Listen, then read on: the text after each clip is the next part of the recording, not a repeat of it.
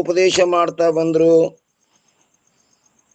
ನಿನ್ನಿನ ದಿವಸ ಏನ್ ನೋಡಿದೆವಪ್ಪ ಅಂತ ಕೇಳಿದ್ರೆ 409ನೇ ಅಂಕದಲ್ಲಿ ಟೀಕಾ, ಪದಕ್ಕೂ ಅರ್ಥಕ್ಕೂ ಇರುವ ಯಾವ ಸಂಬಂಧಕ್ಕೆ ವೃತ್ತಿ ಎಂದು ಹೇಳುತ್ತಾರೆ. ವೃತ್ತಿ ಅಂದ್ರೆ ಎದಕ್ಕಪ್ಪ ಅಂದ್ರೆ ಪದಕ್ಕೂ ಅರ್ಥಕ್ಕೂ ಇರುವ ಯಾವ ಸಂಬಂಧಕ್ಕೆ ವೃತ್ತಿ ಎಂದು ಹೇಳುತ್ತಾರೆ. ಆ ವೃತ್ತಿಯು 2 ಪ್ರಕಾರವಾಗಿರುತ್ತದೆ. ಆ ವೃತ್ತಿ ಎಷ್ಟು ಪ್ರಕಾರಪ್ಪ ಅಂದ್ರೆ 2 ಪ್ರಕಾರ. ಆ 2 ಪ್ರಕಾರದಲ್ಲಿ ಒಂದು ಶಕ್ತಿ ವೃತ್ತಿ ಇರುತ್ತದೆ ಮತ್ತು ಎರಡನೆಯದು ಲಕ್ಷಣಾವೃತ್ತಿ ಇರುತ್ತದೆ. ಒಂದು ಶಕ್ತಿ ವೃತ್ತಿ ಇರ್ತದೆ, ಇನ್ನೊಂದು ಲಕ್ಷಣಾವೃತ್ತಿ ಇರ್ತದೆ. ಅವುಗಳನ್ನು ಸವಿವೇಕ ಅಂದರೆ ವಿವೇಕ ಸಹಿತನಾಗಿ ಇದರ ಅರ್ಥವನ್ನು ಲಕ್ಷಣ ಸಹಿತವಾಗಿ ಕೇಳುವಂಥವನಾಗುವಂಥ ಗುರುಗಳು ಶಿಷ್ಯನಿಗೆ ಆಶ್ವಾಸನ ಕೊಟ್ಟರು. ನೀ ವಿವೇಕ ಸಹಿತ ಕೇಳಪ್ಪ, ಅವಿವೇಕದಿಂದ ಕೇಳಕ್ ಹೋಗ್ಬೇಡ, ವಿಚಾರ ಮಾಡಿ ಕೇಳ್ಕೋ. ಅದಕ್ಕೆ ಇಲ್ಲಿ ಲಕ್ಷಣಾವೃತ್ತಿ ಮ್ಯಾಗ ಒಂದು ಟಿಪ್ಪಣಿ ಕೊಟ್ಟರ 440. ಓಂ ನಮಃ ಶಿವಾಯ. ಎಲ್ಲರೂ ಕೇಳಿಸ್ತವ್ರಿ?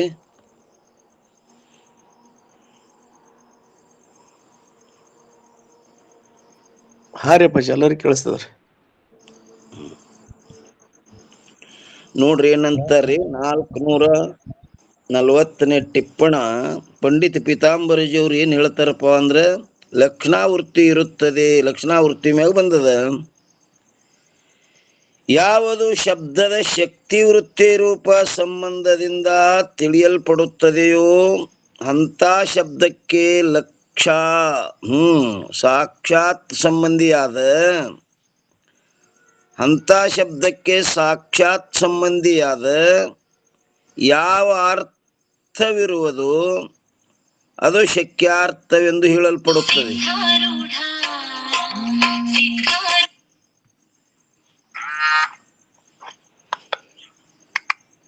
ಏನಂತಾರ್ರಿ ಟಿಪ್ಪಣಿಕಾರರು? 1ನೇ ಅಕಡದೊಳಗ ಯಾವುದು ಶಬ್ದದ ಶಕ್ತಿ ವೃತ್ತಿ ರೂಪ ಸಂಬಂಧದಿಂದ ತಿಳಿಯಲ್ಪಡುತ್ತದೆಯೋ ಅಂತ ಶಬ್ದಕ್ಕೆ ಸಾಕ್ಷಾತ್ ಸಂಬಂಧಿಯಾದ ಯಾವ ಅರ್ಥವಿರುವುದು ಅದು ಶಕ್ಯಾರ್ಥವೆಂದು ಹೇಳಲ್ಪಡುತ್ತದೆ. ಶಕ್ಯಾರ್ಥ ಅಂದ್ರೇನು? ಈಗ ಮೊಬೈಲ್ ಅಂದ ಕೂಡಲೇ ಏನಾಯ್ತ್ರಿ, ಅದು ಆ ಶಬ್ದ ಆ ಮೊಬೈಲನ್ನ ತಿಳಿಸ್ಕೊಡ್ತದ. ಅದು ಆ ಮೊಬೈಲಕ್ಕೂ ಶಬ್ದಕ್ಕೆ ಏನದ ಸಾಕ್ಷಾತ್ ಸಂಬಂಧದ. ಈಗ ಮೊಬೈಲ್ ಅಂದ ಕೂಡಲೇ ಆ ಮೊಬೈಲ್ಗೆ ಈಗ ಎಷ್ಟೋ ಮುಂದೆ ವಸ್ತುಗಳದಾವ, ಇದ್ರ ಸಹಿತ ಯಾವ ವಸ್ತುವಿನ ಶಬ್ದ ಪ್ರಯೋಗ ಆಗ್ತದ ಆ ವಸ್ತುವನ್ನೇ ಅಲ್ಲಿ ಏನಾಗ್ತದಪ್ಪ ಅಂತ ಕೇಳಿದ್ರೆ ವಿಷಯ ಆಗ್ತದ. ಯಾಕಂದ್ರ ಆ ಶಬ್ದಕ್ಕೂ ಆ ಮೊಬೈಲನ ಅರ್ಥಕ್ಕೂ ಏನದ ಸಾಕ್ಷಾತ್ ಸಂಬಂಧದ. ಹೆಂಗಂದ್ರೆ ಗಂಗಾಯಾಮ್ ಮೀನ ಅಂದ್ರೆ ಗಂಗೆಯಲ್ಲಿ ಮೀನ, ಹೌದು ಇರಬಹುದು. ಯಾಕಂದ್ರೆ ಗಂಗಾ ನದಿಯೊಳಗ ಮೀನು ಇರುವುದು ಸಂಭವಿಸ್ತದೆ. ಇದಕ್ಕೆ ಸಾಕ್ಷಾತ್ ಸಂಬಂಧ ಅಂತಾರೆ. ಇದಕ್ಕೇನಂತಾರ್ರಿ? ಹೇಳಿದ ಕೂಡಲೇ ಅರ್ಥ ಆಗಿಬಿಡ್ತಲ್ಲಿ, ಮತ್ತೆ ಲಕ್ಷಣ ಮಾಡೋದು ಏನು ಅವಶ್ಯಕತೆ ಇಲ್ಲ. ಅದಕ್ಕೆ ಹೇಳ್ತಾರೆ, ಯಾವುದು ಶಬ್ದದ ಶಕ್ತಿ ವೃತ್ತಿ ರೂಪ ಸಂಬಂಧದಿಂದ ತಿಳಿಯಲ್ಪಡುತ್ತದೆಯೋ ಅಂತ ಶಬ್ದಕ್ಕೆ ಸಾಕ್ಷಾತ್ ಸಂಬಂಧಿಯಾದ ಯಾವ ಅರ್ಥ ಇರುವುದು ಅದು ಶಕ್ಯಾರ್ಥವೆಂದು ಹೇಳಲ್ಪಡುತ್ತದೆ. ಅದಕ್ಕೇನಂತಾರೆ? ಶಕ್ಯಾರ್ಥ. ಅಲ್ಲಿ ಅಂದ ಕೂಡಲೇ ಮೊಬೈಲ್ ಅಂದ ಕೂಡಲೇ ಮೊಬೈಲ್ ಜ್ಞಾನ ಆಯ್ತಲ್ಲ, ಆ ಮೊಬೈಲ್ ಅನ್ನೋ ಶಬ್ದಕ್ಕೂ ಆ ಅರ್ಥಕ್ಕೂ ಏನದ ಸಾಕ್ಷಾತ್ ಸಂಬಂಧದಲ್ಲಿ ಹೇಳರ್ದಾಗ ತಿಳಿತು. ಇನ್ನು ಎರಡನೇ ಅಕಡ ಆ ಶಕ್ಯಾರ್ಥಕ್ಕೆ ಸಂಬಂಧಿಯಾದ ವಕ್ತೃವಿನ ತಾತ್ಪರ್ಯಕ್ಕೆ ವಿಷಯವಾದ ಅನ್ಯ ಅರ್ಥದಲ್ಲಿ ಯಾವ ಶಬ್ದವು ಪರಂಪರಾ ಸಂಬಂಧದಿಂದಿರುವುದು ಅದು ಶಬ್ದದ ಲಕ್ಷಣಾವೃತ್ತಿ ಎಂದು ಹೇಳಿಸಿಕೊಳ್ಳುತ್ತದೆ. ಈಗ ಎರಡನೇ ಅಕಡದಗಳು ಏನ್ ಹೇಳಿದ್ರಿ? ಆ ಶಕ್ಯಾರ್ಥಕ್ಕೆ ಸಂಬಂಧಿಯಾದ ವಕ್ತೃವಿನ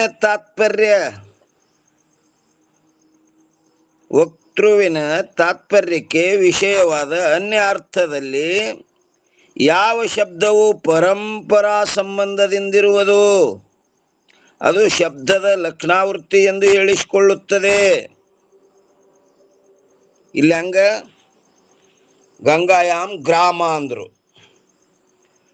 ಒಬ್ಬನಿಗೆ ಕೇಳಿದ್ರು, ನೀ ಏನಪ್ಪ ಮತ್ತ ಯಾವ್ರವ? ನಮ್ಮ ಮನಿ ನಮ್ಮೂರ್ರಿ, ಎಲ್ಲಿ ಗಂಗಾ ಹರಿತದ ನೋಡ್ರಿ ಆ ಗಂಗಾ ಹರಿಯಲ್ಲಿ ನಮ್ಮ ಊರದ ಅಂದವ. ಇಲ್ಲಿ ಅರ್ಥ ಸಂಭವಿಸ್ತೇನ್ರಿ?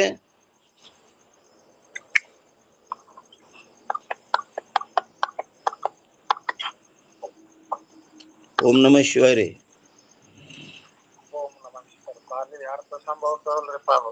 ಹಾ, ಅಲ್ಲಿ ಏನಂದ? ಮೊದಲೇ ಅಲ್ಲಿ ಶಕ್ಯಾರ್ಥದಲ್ಲಿ ಏನಂದಿದ್ರು? ಗಂಗಾಯಾಮ್ ಮೀನ ಅಂದಿದ್ರು. ಅಲ್ಲಿ ಸಾಕ್ಷಾತ್ ಸಂಬಂಧದಿಂದ ಅರ್ಥ ಆಯ್ತಿಲ್ರಿ, ಗಂಗಾ ನದಿಯೊಳಗೆ ಮೀನ್ ಇರ್ತಾವ, ಬರೋಬರ್ ಅದ. ಇನ್ನು ಎರಡನೇ ಅಕಡದೊಳಗೆ ನೋಡ್ರಿ ಏನಂತಾರ? ಆ ಶಕ್ಯಾರ್ಥಕ್ಕೆ ಸಂಬಂಧಿಯಾದ ವಕ್ತೃವಿನ ತಾತ್ಪರ್ಯಕ್ಕೆ ವಿಷಯವಾದ ಅನ್ಯಾರ್ಥದಲ್ಲಿ ಯಾವ ಶಬ್ದವು ಪರಂಪರಾ ಸಂಬಂಧದಿಂದಿರುವುದು. ಅಲ್ಲಿ ಸಾಕ್ಷಾತ್ ಸಂಬಂಧ ಇಲ್ಲ. ಇಲ್ಲಿ ಯಾಕ ಸಾಕ್ಷಾತ್ ಸಂಬಂಧ ಅಂದ್ರೇನು? ಅಲ್ಲಿ ಗಂಗಾ ಪ್ರವಾಹ ಹರಿಯುವುದು, ಆ ಪ್ರವಾಹದೊಳಗ ಊರ ಗ್ರಾಮ ಇರುವುದು ಸಂಭವಿಸ್ತದೇನು? ಸಂಭವಿಸುವುದಿಲ್ಲ.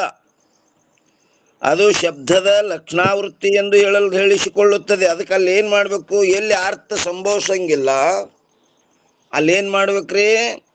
ಲಕ್ಷಣ ಮಾಡ್ಬೇಕಾಗ್ತದೆ. ಲಕ್ಷಣ ಹೆಂಗ್ ಮಾಡ್ಬೇಕಪ್ಪ ಅಂತ ಕೇಳಿದ್ರೆ, ಶಕ್ಯ ಸಂಬಂಧ ಲಕ್ಷಣ. ಆ ಶಕ್ಯಕ್ಕೆ ಸಂಬಂಧಿ ಅಂದ್ರೆ ಎಲ್ಲಿ? ತೀರದಲ್ಲಿ ಅಂತ ಪರಂಪರಾ ಅಲ್ಲಿ ನಾವು ಏನ್ ಮಾಡ್ಬೇಕಾಗ್ತದ? ಲಕ್ಷಣ ಮಾಡ್ಬೇಕಾಗ್ತದೆ. ಹೇಳಿ ತಿಳಿಯೋದಕ್ಕ ಶಕ್ಯಾರ್ಥ ಅಂತಾರ.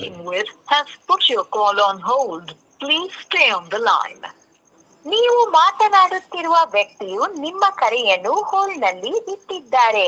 ದಯವಿಟ್ಟು ಲೈನ್ ನಲ್ಲಿಯೇ ಇರಿ. आप जिस व्यक्ति से बात कर रहे हैं उसने आपकी कॉल को होल्ड पर रखा है. कृपया लाइन पर बने रहें. The person you are speaking with has put your call on hold. Please stay on the line. ನೀವು ಮಾತನಾಡುತ್ತಿರುವ ವ್ಯಕ್ತಿಯು ನಿಮ್ಮ ನೀವು ಈ ಕಡೆ ಬಂದು ಅಲ್ಲಿಂದ ಅವ್ರಿಗೆ ತೋಳಕ್ ಹೋದ್ರಿ ಅಂದ್ರೆ ಈ ಕಡೆ ಎಲ್ಲಾರಿಗೆ ಕೊಳಂ ಮಾಡ್ತಾರಿ. ಇಲ್ಲ ಅವ್ರ ಆಸಕ್ತಿ ತೋರಿ, ಇಲ್ಲ ಬಂದಂಗ ತೋರಿ. ಅವ್ರ ಆಸಕ್ತಿ ಇದ್ರೆ ತಾನೇ ಬರ್ತಾರಲ್ರಿ. ಇವ್ರ ಯಾಕೆ ಅವ್ರಿಗೆ ಇದು ಮಾಡ್ತಾರ? ಯಾರ ಪುಣ್ಯದ ಬಲ ಅದ ಅವ್ರು ಬಂದು ಬರ್ತಾರ, ಇಲ್ಲಂದ್ರೆ ಇಲ್ಲ. ಅವ್ರಿಗೆ ಯಾಕೆ ಇದು ಮಾಡ್ತೀರಿ ನೀವು? ಶಿವ ಶಿವ. ಎಲ್ಲಾರು ಹಂಗೆ ಮಾಡ್ತಾರೆ. ಎರಡು ದಿನ ಬಿಟ್ಟಿದ್ರು ನೋಡಿ, ಏನು ಮಾಡೋದಾಗಿದ್ರು.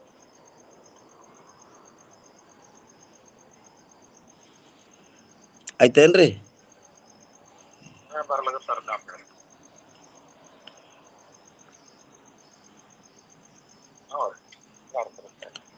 ಎರಡನೇ ಅಕಡ ನೋಡ್ರಿ, ಆ ಶಕ್ಯಾರ್ಥಕ್ಕೆ ಸಂಬಂಧಿಯಾದ ವಕ್ತೃವಿನ ತಾತ್ಪರ್ಯಕ್ಕೆ ವಿಷಯವಾದ ಅನ್ಯ ಅರ್ಥದಲ್ಲಿ ಯಾವ ಶಬ್ದವು ಪರಂಪರಾ ಸಂಬಂಧದಿಂದಿರುವುದು ಅದು ಶಬ್ದದ ಲಕ್ಷಣಾವೃತ್ತಿ ಎಂದು ಹೇಳಿಸಿಕೊಳ್ಳುತ್ತದೆ. ಮತ್ತು ಇನ್ನು ಮೂರನೇದ್ದು, ಆ ಲಕ್ಷಣಾವೃತ್ತಿಯಿಂದ ತಿಳಿಯಲ್ಪಟ್ಟಂತ Please stay on the line. ನೀವು ಯಾಕ್ರಿ ಹಂಗ ಯಾಕೆ ಮಲಗಿದ್ರಿ?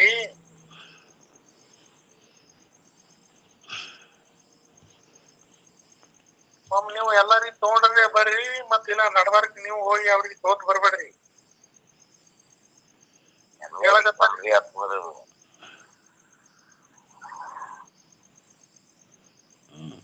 ಒಬ್ರು ಈಗ ಎಡತನ ಆಗ್ಯದ, ನೀವೇ ಅವ್ರಿಗೆ ಯಾವ ಸ್ವಲ್ಪ ಓದ್ತಿರಿ ಹಂಗ್ರಿ.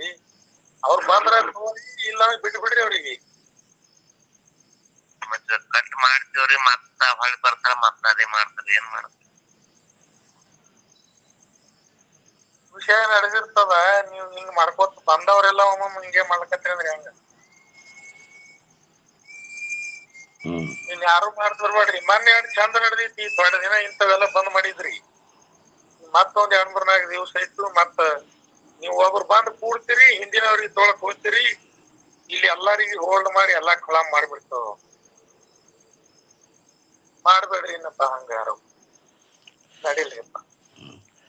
ಈಗ 3ನೇ ನಂಬರ್ದೊಳಗೆ ಏನ್ ಹೇಳ್ತಾರ ನೋಡ್ರಿ, ಆ ಲಕ್ಷಣಾವೃತ್ತಿಯಿಂದ ತಿಳಿಯಲ್ಪಟ್ಟಂಥ ಯಾವ ಶಬ್ದದ ಪರಂಪರೆಯ ಮೂಲಕ ಏನಾಗ್ತದ್ರಿ, ಶಕ್ಯಾರ್ಥ ಮೂಲಕ, ಪರಂಪರ ಮೂಲಕ ಅಂದ್ರೆ ಶಕ್ಯಾರ್ಥ ಮೂಲಕ ಸಂಬಂಧಿಯಾಗಲ್ಪಟ್ಟಂಥ ಯಾವ ಅರ್ಥವಿರುವುದು ಅದು ಶಬ್ದದ ಲಕ್ಷಾರ್ಥವೆಂದು ಹೇಳಲ್ಪಡುತ್ತದೆ. ಹೇಗೆಂದರೆ 1ನೇ ಕಡೆ ಹೇಳ್ತಾರ್ರಿ, ಪಿತಾ ಎಂಬ ಶಬ್ದದ ಶಕ್ತಿವೃತ್ತಿ ರೂಪವು ಏನಾಗ್ತದಲ್ಲಿ, ಪಿತಾ ಅಂದ ಕೂಡಲೇ ಜನಕ ರೂಪ ಅರ್ಥದೊಡನೆ ಸಾಕ್ಷಾತ್ ಸಂಬಂಧವಿರುತ್ತದೆ. ಪಿತಾ ಅಂದ ಕೂಡಲೇ ಇವನು ಹಡದಂತ ಇವನ ತಂದೆ ಅಂತ ಅಲ್ಲಿ ಸಾಕ್ಷಾತ್ ಸಂಬಂಧದಿಂದ ಜ್ಞಾನ ಆಯ್ತು.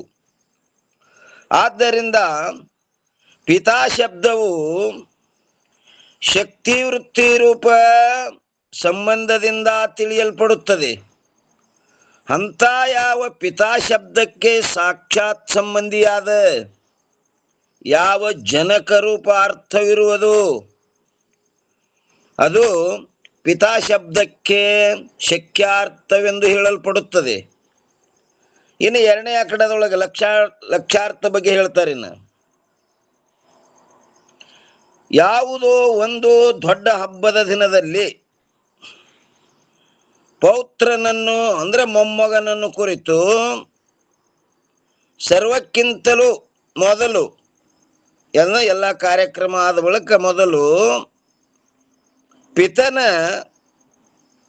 ಪಾದಗಳಿಗೆ ನಮಸ್ಕಾರವನ್ನು ಮಾಡು ಎಂದು ಬೋಧನೆ ಮಾಡುವ ಯಾರೇ ವಕ್ತಾ ಪುರುಷನ ತಾತ್ಪರ್ಯಕ್ಕೆ, ವಕ್ತ ಅಂದ್ರೆ ಅದೇನ ಲಗ್ನ ಮಾಡ್ಲಿಕ್ಕೆ ಬಂದಾನಲ್ಲ ಅವಂದು ಏನು ವಕ್ತಾ ಪುರುಷನ ತಾತ್ಪರ್ಯಕ್ಕೆ ವಿಷಯನಾಗಿಯೂ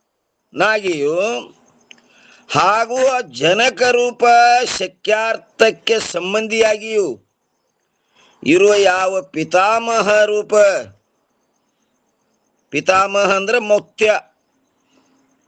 ಯಾಕಂದ್ರೆ ಅವ ಹೇಳ್ದ ಬಟ್ ಯಾನ್ ಲಗ್ನ ಮಾಡ್ಲಿಕ್ಕೆ ಬಂದಿದ್ದಲ್ಲ, ಅವ ಎಲ್ಲ ಕಾರ್ಯಕ್ರಮ ಆದ ಬಳಿಕ ಮೊದಲು ನೋಡಪ್ಪ ತಂದೆಗೆ ನಮಸ್ಕಾರ ಮಾಡು ಅಂತ ಅವ ಶಬ್ದ ಪ್ರಯೋಗ ಮಾಡ್ದ. ಅವನ ತಂದೆರೇ ಅಲ್ಲಿ ಇಲ್ಲ. ತಂದೆ ಇಲ್ಲ ಅಂದ್ರ ಮತ್ತೆ ಯಾರಿಗಪ್ಪ, ಹಿರಿಯ ಮುತ್ಯ ಅನ್ನಲ್ಲ ಅವನಿಗೆ ಮಾಡು.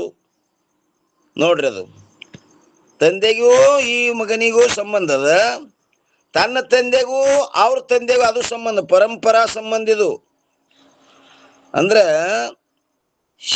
ಸಂಬಂಧಿಯಾಗಿಯೂ ಇರುವ ಯಾವ ಪಿತಾಮಹ ರೂಪ ಅನ್ಯ ಅರ್ಥವಿದೆಯೋ ಅದರಲ್ಲಿ ಯಾವ ಪಿತಾ ಶಬ್ದದ ಪರಂಪರಾ ಸಂಬಂಧ ಇರುವುದು. ಆದ್ದರಿಂದ ಆ ಪಿತಾ ಶಬ್ದಕ್ಕೆ ಪಿತಾಮಹ ಅರ್ಥದೊಡನೆ ಏನದಲ್ಲಿ ಲಕ್ಷಣಾವೃತ್ತಿ ಇರುತ್ತದೆ. ಅಲ್ಲಿ ಅಪ್ಪ ಇದಿತ್ತಂದ್ರೆ ಅಪ್ಪನ ಅಪ್ಪಗರೆ ನಮಸ್ಕಾರ ಮಾಡಪ್ಪ ಅಂತ. ಇದು ಹೆಂಗದ ಪರಂಪರಾ ಸಂಬಂಧ, ತನ್ನ ತಂದೆಗೂ ತನಗೂ ಶಕ್ಯ ಸಂಬಂಧ, ತನ್ನ ತಂದೆಗೂ ಮತ್ತು ಆ ಪಿತಾಮಹ ಮುತ್ತನಿಗೂ ಪರಂಪರಾ ಸಂಬಂಧ. ಇನ್ನು ಮೂರನೇ ಕಡೆ ಆ ಲಕ್ಷಣಾವೃತ್ತಿಯಿಂದ ತಿಳಿಯಲ್ಪಟ್ಟಂತ ಯಾವ ಪಿತಾ ಶಬ್ದಕ್ಕೆ ಪರಂಪರಾದಿ ಅಂದ್ರೆ ಜನಕರೂಪ ಶಕ್ಯಾರ್ಥ ಮೂಲಕ ತನ್ನ ತಂದೆಯ ಮೂಲಕ ಸಂಬಂಧಿಯಾದ ಪಿತಾಮಹ ರೂಪ ಯಾವ ಅರ್ಥವಿದೆಯೋ ಅದು ಪಿತಾ ಶಬ್ದಕ್ಕೆ ಲಕ್ಷ್ಯಾರ್ಥವಿರುತ್ತದೆ. ಯಾವ ಅರ್ಥದೊಡನೆ ಯಾವುದು ಸಾಕ್ಷಾತ್ ಸಂಬಂಧವಾಗುವುದಿಲ್ಲವೋ, ಮತ್ತೇನೆಂದರೆ ಮತ್ತೊಂದರ ಮೂಲಕ ಸಂಬಂಧವಾಗುವುದು, ಅಂಥ ಅರ್ಥದೊಡನೆ ಅದರದು ಪರಂಪರಾ ಸಂಬಂಧವೆಂದು ಹೇಳಲ್ಪಡುತ್ತದೆ. ಹೇಗೆಂದರೆ ಉದಾಹರಣೆ ಹೇಳ್ತಾರ, ಪೌತ್ರನಾದ ಮೂರನೆಯ ಪುರುಷನು ತನ್ನ ಪಿತಾಮಹನಾದ ಮೊದಲನೆಯ ಪುರುಷನೊಡನೆ, ಮೊದಲನೇ ಪುರುಷ ಯಾರು? ಪಿತಾ. ಸಾಕ್ಷಾತ್ ಸಂಬಂಧ ಏನದು? ಜನ್ಯ ಜನಕ ಭಾವ ಸಂಬಂಧವು. ಏನಂತಾರಿಲ್ಲಿ? ಸಾಕ್ಷಾತ್ ಸಂಬಂಧ ಅಂದ್ರೆ ಜನ್ಯ ಜನಕ ಭಾವ ಸಂಬಂಧವು ಇರುವುದಿಲ್ಲ. ಮತ್ತೇನೆಂದರೆ ಪುತ್ರನಿಗೆ ತನ್ನ ಪಿತನೊಡನೆ ಜನ್ಯ ಜನಕ ಭಾವ ಸಂಬಂಧವಿರುತ್ತದೆ ಮತ್ತು ಪಿತನಿಗೆ ಪಿತಾಮಹನೊಡನೆ, ಪಿತಾಮಹ ಅಂದ್ರೆ ಮುತ್ಯನೊಡನೆ ಸಂಬಂಧವಿರುತ್ತದೆ. ಆದ್ದರಿಂದ ಪೌತ್ರನಿಗೆ ಪಿತಾಮಹನೊಡನೆ ಪಿತನ ದ್ವಾರ, ಆ ಮೊಮ್ಮಗನಿಗೆ ಸಂಬಂಧ ಯಾರು? ಪಿತನ ದ್ವಾರ, ತನ್ನ ತಂದೆಯ ದ್ವಾರ. ತನ್ನ ತಂದೆಗೂ ತನಗೂ ಸಾಕ್ಷಾತ್ ಸಂಬಂಧ. ಮತ್ತ ತನಗೂ ಮತ್ತು ಪಿತಾಮಹನಿಗೂ ಎಂಥ ಸಂಬಂಧಪ್ಪ ಅಂದ್ರೆ ಅದು ಪರಂಪರಾ ಸಂಬಂಧ. ಪಿತನ ದ್ವಾರ ಸಂಬಂಧವಿರುತ್ತದೆ. ಇದು ಪರಂಪರಾ ಸಂಬಂಧವೆನಿಸುತ್ತದೆ. ಹೇಗೋ ಹಾಗೆ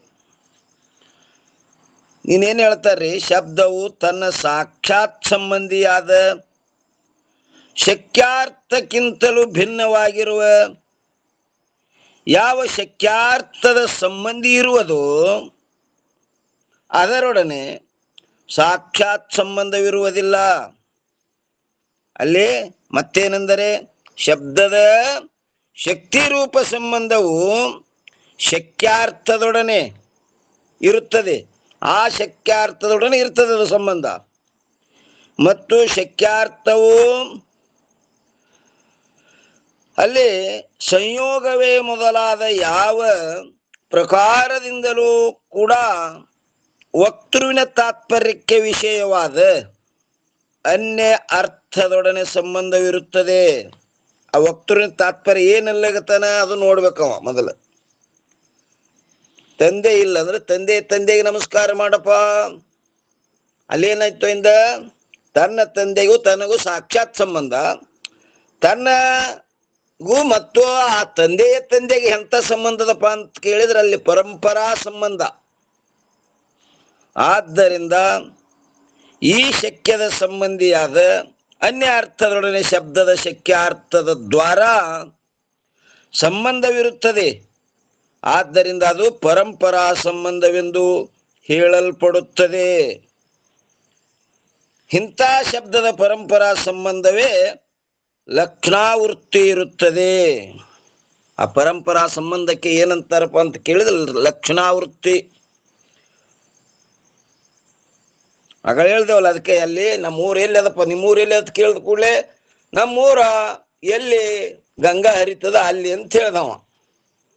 ಅಲ್ಲಿ ಶಕ್ಯಾರ್ಥದಿಂದ ವಿಚಾರ ಮಾಡಿದ್ರೆ ಗಂಗಾ ಪ್ರವಾಹ ಹರಿಯುವುದು, ಆ ಹರಿಯುದ್ರೊಳಗೆ ಗ್ರಾಮ ಇರುವುದು ಸಂಭವಿಸಂಗಿಲ್ಲ. ಅಲ್ಲಿ ಆರ್ತರೆ ಸಂಭವಿಸಂಗಿಲ್ಲ. ಮತ್ತಿನ್ನ ಏನ್ ಮಾಡ್ಬೇಕಪ್ಪ ಅಂತ ಕೇಳಿದ್ರೆ ಅಲ್ಲಿ ಪರಂಪರಾ ಸಂಬಂಧ ಹಚ್ಬೇಕಾಗ್ತದಲ್ಲಿ. ಶಕ್ಯ ಸಂಬಂಧವು ಲಕ್ಷಣ. ಆ ಶಕ್ಯಕ್ಕೆ ಸಂಬಂಧಿ ಶಕ್ಯನು ಗಂಗಾ ಪ್ರವಾಹ ಹರಿಯುವುದು, ಅದರ ಸಂಬಂಧಿ ಏನು? ತೀರದಲ್ಲಿ ಗ್ರಾಮ ಇರುತ್ತದೆ ಅಂತಿದು ಪರಂಪರಾ ಸಂಬಂಧ. ಎಲ್ಲಿ ಅರ್ಥ ಸಂಭವಿಸಂಗಿಲ್ಲ ಅಲ್ಲಿ ಲಕ್ಷಣ ಮಾಡ್ಬೇಕಾಗ್ತದ. ಎಲ್ಲಿ ಹೇಳಿ ತಿಳಿಯುವುದು ಶಕ್ಯಾರ್ಥ, ಹೇಳಲಾರದೆ ತಿಳಿಯುವುದು ಅಲ್ಲಿ ಲಕ್ಷ್ಯಾರ್ಥ. ಆ ದಂಡಿ ಮ್ಯಾಗ ಆದಂತ ಹೇಳ್ಯಾರನವರು ಇಲ್ಲ, ಅದಕ್ಕೆ ಆ ಶಕ್ಯ ಸಂಬಂಧ ಬಿಡುವುದಿಲ್ಲದು. ಶಕ್ಯ ಏನು? ಗಂಗಾ ಪ್ರವಾಹ, ಅದರ ಸಂಬಂಧಿ ತೀರದಲ್ಲಿ ಅಂತ ಅದಕ್ಕೆ ಪರಂಪರಾ ಸಂಬಂಧಕ್ಕೆ ಅದಕ್ಕೆ ಲಕ್ಷ್ಯಾರ್ಥ ಅಂತ ಕರೀತಾರೆ.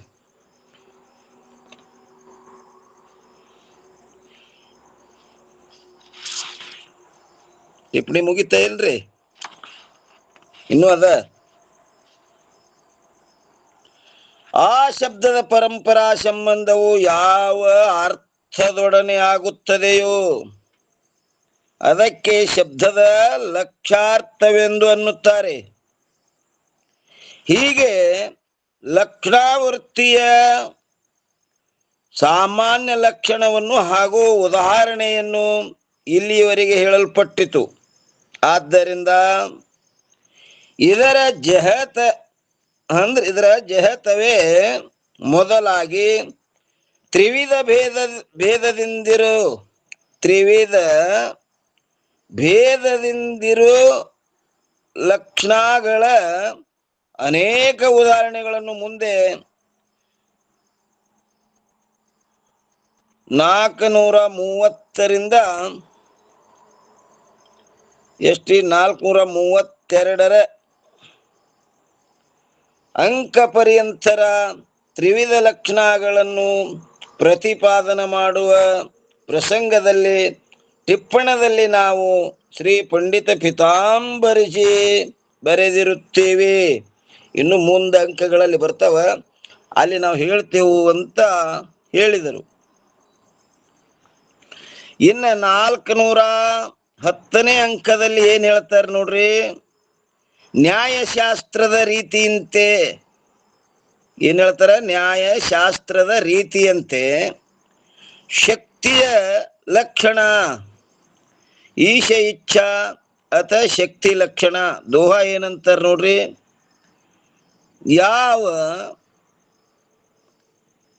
ಯಾ ಪದತೆ ಯಾ ಅರ್ಥಕ್ಕೆ ಹೊಯ್ ಸುನತೆ ಹಿ ಪ್ರತೀತಿ ಈಶ ಇಚ್ಛಾ ಈಶಕಿ ಶಕ್ತಿ ನ್ಯಾಯಕಿ ರೀತಿ. ಅಂದ್ರೆ ಇದು 19ನೇ ದೋವಾದ ಅರ್ಥ ಏನ್ ಹೇಳ್ತಾರಪ್ಪ ಅಂತ ಕೇಳಿದ್ರೆ, ಕೇಳಿದ ತಕ್ಷಣವೇ ಇಂಥ ಪದದಿಂದ ಇಂಥ ಅರ್ಥದ ಜ್ಞಾನವೇ ಆಗಬೇಕು ಎಂಬುದು ಏನದದು? ಯಾವ ಪರಮಾತ್ಮನ ಇಚ್ಛಾ, ಆ ಇಚ್ಛೆ ಇರುವುದು ಅದಕ್ಕೆ ಯಾರು? ನ್ಯಾಯಶಾಸ್ತ್ರದ ರೀತಿಯಂತೆ ಅದಕ್ಕೇನಂತಾರೆ? ಶಕ್ತಿ ಎಂದು ಹೇಳಲ್ಪಟ್ಟಿರುವುದು. ಏನಂತಾರೆ ಅವ್ರ ನೈಯಾಯಿಕರು? ಇಂಥ ಪದ ಉಚ್ಚಾರ ಮಾಡಿದ ಕೂಡಲೇ ಅದೇ ಅರ್ಥದ ಜ್ಞಾನ ಆಗಬೇಕು ಅಂತ ಈಶ್ವರನ ಇಚ್ಛಾಕ್ಕ ಶಕ್ತಿ ಅಂತಾರ್ರಿ ಅವರು. ಶಕ್ತಿ ಅಂದ್ರೆ ಎದಕ್ಕೆ ಅನ್ಬೇಕು? ಆ ಈಶ್ವರನ ಇಚ್ಛೆಗೆ. ಟೀಕಾ ನೋಡ್ರಿ ಏನಂತಾರ್ರಿ. ಘಟವೆಂಬ ಪದವನ್ನು ಕೇಳಿದ ಕೂಡಲೇ ಸರ್ವ ಪುರುಷರಿಗೂ ಕಲಶ ರೂಪ ಅರ್ಥದ ಜ್ಞಾನವೇ ಆಗಬೇಕು ಎಂಬ ಯಾವ ಈಶ್ವರನ ಇಚ್ಛೆ ಇರುವುದೋ ಅದಕ್ಕೆ ನ್ಯಾಯಶಾಸ್ತ್ರದಲ್ಲಿ ಶಕ್ತಿ ಎಂದು ಹೇಳುತ್ತಾರೆ. ಆ ಈಶ್ವರನ ಇಚ್ಛೆಗೆ ಶಕ್ತಿ ಅನ್ನಬೇಕು ಅಂತ ಅವರು ನೈಯಾಯಿಕರು ಹೇಳ್ತಾರೆ. ಅವಂಗ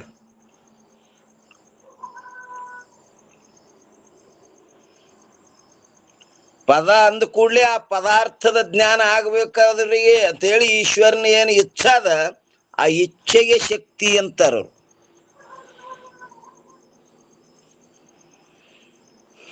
ಘಟವೆಂಬ ಪದವನ್ನು ಕೇಳಿದ ಕೂಡಲೇ ಸರ್ವ ಪುರುಷರಿಗೂ ಕಲಶ ರೂಪ ಅರ್ಥದ ಜ್ಞಾನವೇ ಆಗಬೇಕು ಎಂಬ ಯಾವ ಈಶ್ವರನ ಇಚ್ಛೆ ಇರುವುದೋ